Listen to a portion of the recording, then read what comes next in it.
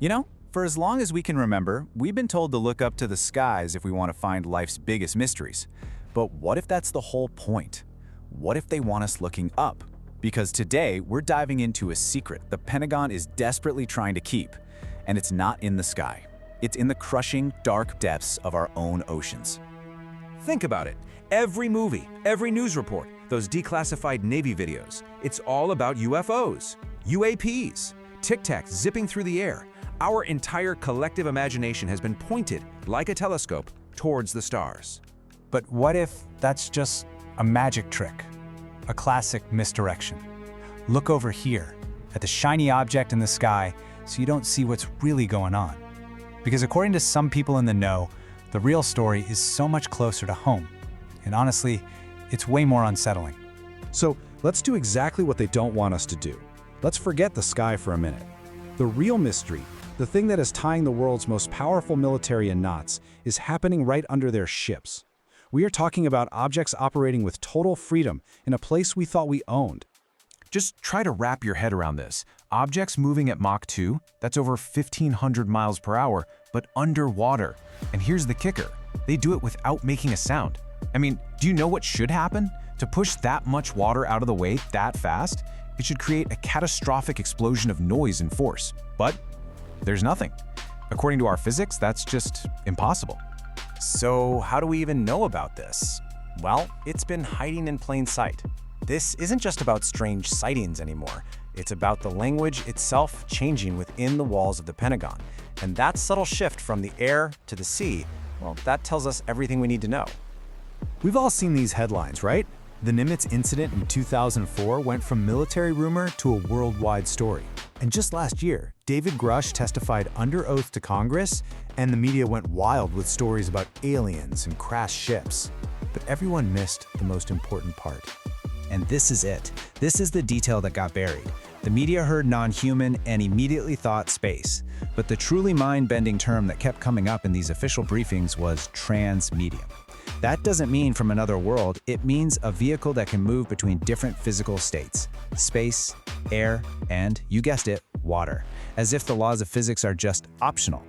And let's be crystal clear, this isn't some fan theory, this is official. The US Navy has a name for this problem, a USO, an Unidentified Submerged Object.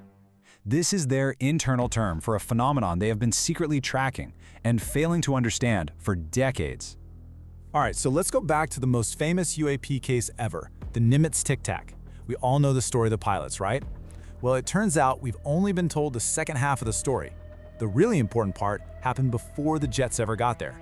It started in the ocean. Just look at this breakdown. The public story is all about Commander David Fravor chasing this thing in his F-18. But while that was happening, the most advanced radar systems in the fleet were pinging something else. The ocean directly under the Tic Tac was described as boiling, like a giant pot of water. And deep beneath that churning water, they detected a shadow, a mass the size of a Boeing 737, just sitting there. The pilots thought they were chasing a lone object, but it seems the Tic Tac shot up from this giant submerged mothership. The dogfight was just the tail end of the encounter. And up there, in the air, those pilots, some of the best trained in the world, in the most sophisticated jets ever made, they were completely helpless. Their billion-dollar radar systems couldn't get a weapon lock. They were basically flying museum pieces. They weren't participants in a fight. They were just spectators to a technology that made them obsolete in real time. You see, this feeling of helplessness isn't just about being slower. It's about confronting something that shouldn't exist. What these USOs are reportedly doing doesn't just bend our rules of engineering. It snaps the laws of physics right in half. Here it is, the whole problem in one number. Water is 800 times denser than air. Hitting water at high speed is literally like hitting a wall of concrete. A submarine has to move slowly and deliberately. So how does something move at thousands of miles an hour through that?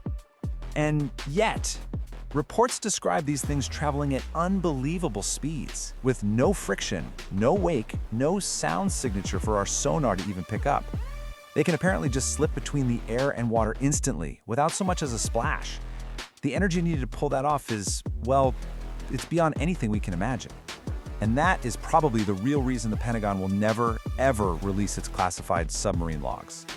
And that, right there, brings us to the most terrifying part of all of this. This isn't just a fun what-if scenario for scientists to debate. If these reports are even partially true, this represents the single greatest threat to military strategy as we know it. It makes our entire defense doctrine look like a house of cards. America's final line of defense, the weapon that ensures nobody starts a major war, isn't an aircraft carrier or a stealth bomber. It is the silent, invisible fleet of nuclear submarines. They are ghosts. Each one carries civilization-ending firepower, and all of that power is built on one simple idea: they cannot be found. So here's the nightmare scenario keeping generals awake at night. What if your ghosts aren't ghosts anymore?